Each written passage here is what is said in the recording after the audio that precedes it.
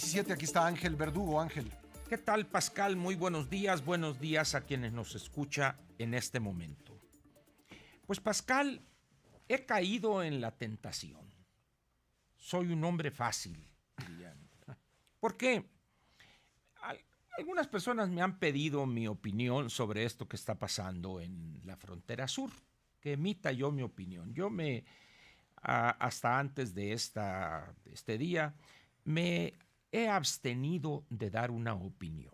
Sin embargo, al ver lo que pasó ayer en la comisión permanente, cuando hace su aparición, vamos a decir, la señora Rosario, la hija de doña Rosario, que es hoy la presidenta de la Comisión Nacional de Derechos Humanos, y esta descortesía política en contra de Porfirio Muñoz Ledo, me parece que las cosas llegaron a un punto, pues, en que es bueno dar una opinión diferente.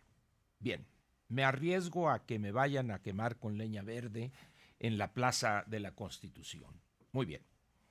Primero voy a hacer un poquito de historia, Pascal.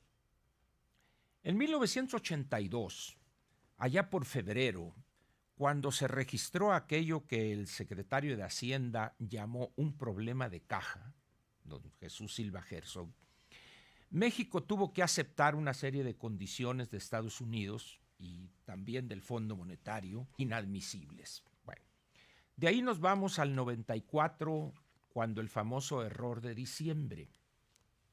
Te has de acordar que prácticamente nos quedamos sin reservas, es decir, se agotaron las reservas, y en ese momento, ante la posibilidad de, no decir la destrucción, pero de una caída del sistema de pagos, en aquel entonces el presidente Clinton, si no estoy equivocado, era el presidente, armó un paquete de apoyo a México. De rescate. Uh-huh. Con una situación muy interesante. Uh-huh. El gobierno de los Estados Unidos tiene un fondo para ese tipo de eventualidades, sí, que en aquel entonces, también si no estoy equivocado, era de alrededor de $25 mil millones. Las reglas de operación de ese fondo establecían, no sé si habrán cambiado, que a un país específico no se le podía dar, creo que más del 20% o la quinta parte de ese fondo. Sin embargo, Clinton, utilizando su autoridad, autorizó el 100% de ese fondo. Bajo la premisa de que si al vecino se le está quemando la casa puede, hay que prestarle la manguera. Efectivamente. ¿No? Sí. Ese símil es exactísimo. Muy bien. Pero se requerían 52 mil millones de dólares o 42 mil. Estados Unidos, con la fuerza que tenía en aquel entonces y tiene en Banco Mundial y en el Fondo Monetario Internacional, obtiene algo así como 27 o 17 mil millones de dólares y los bancos pusieron el resto. Dicho de otra manera, Estados Unidos nos rescata, nos salva en ese momento. Y pusieron una condición: dejar en prenda las facturas futuras de la venta de petróleo mexicano. En ese momento algunas voces dijeron no, que la soberanía, etcétera, etcétera. Sin embargo, el presidente Zedillo, al margen de lo que él pudiera haber pensado de esa condición, tuvo que aceptarla y al final de cuentas, bueno, lo demás es historia, salimos bien, se recuperó la economía, se pagó con los intereses correspondientes y se acabó. Muy bien. Ahora, ¿cuál es la característica o el común denominador de esas dos situaciones? La debilidad, la asimetría más que evidente entre el poder económico, político y militar de Estados Unidos y nuestra debilidad frente al imperio, vamos a ponerlo de esa manera.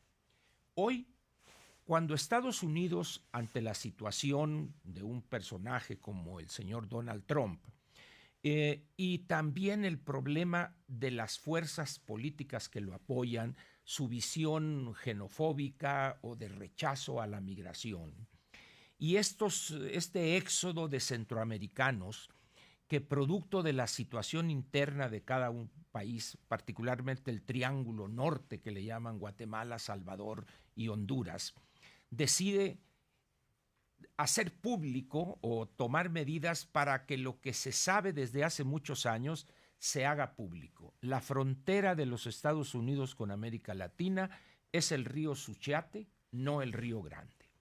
Y entonces le imponen a México una serie de condiciones que esencialmente consisten en no dejar pasar de esa manera violenta, atropellando a los funcionarios o los empleados del Instituto Nacional de Migración, luego ponen la Guardia Nacional.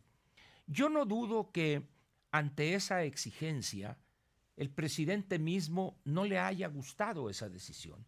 Sin embargo, aquí la pregunta sería la clásica de la Realpolitik. ¿Tenía otra opción el jefe de Estado? Mi opinión personal es que no. Es decir, se hace o se hace. ¿Por qué? Porque no tenemos la fuerza ni política, ni económica, ni militar para decirle no a quien esté en la presidencia de los Estados Unidos. ¿Qué hubiera implicado no, pues simplemente aranceles, pero además una medida extrema y absurda. No importas de Estados Unidos un litro de gasolina. Se paraliza el país. Tenemos abasto para 2 o 3 días, cuando mucho. Entonces, es decir, llegamos aquí a una situación interesante, Pascal. Los jefes de Estado o los jefes de gobierno no hacen lo que quieren, sino hacen lo que pueden y en determinado momento... A veces no hacen ni siquiera lo que dicen.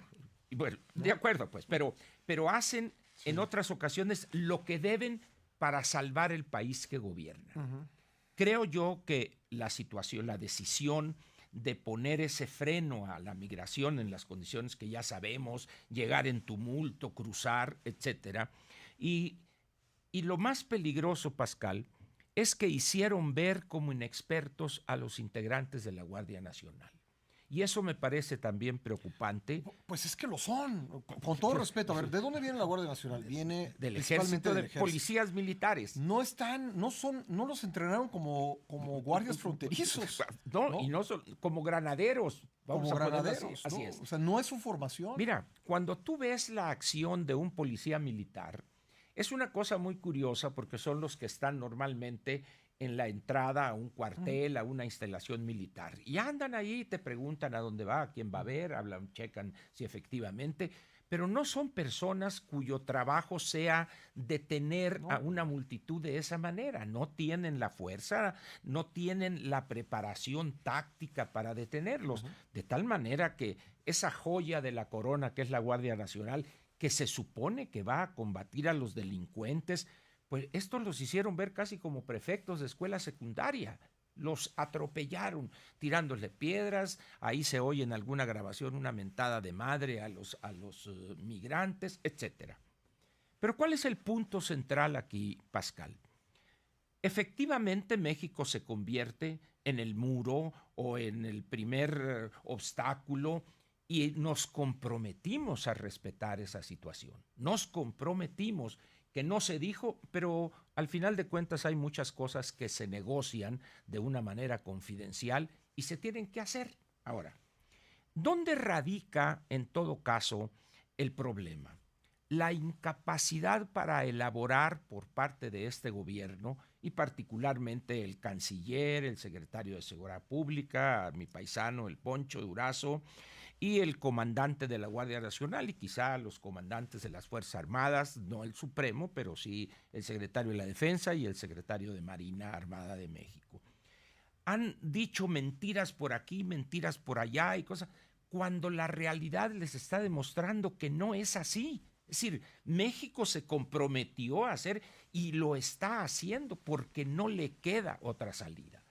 En esas condiciones, pues, cuando escucho yo están violando los derechos humanos, el libre tránsito, está bien para un mitin o un posicionamiento en alguna de las cámaras, pero la política real, la que es el enfrentamiento de fuerzas, Pascal, dice que México, su gobierno no tiene otra opción ni tenía otra opción más que actuar como lo están haciendo.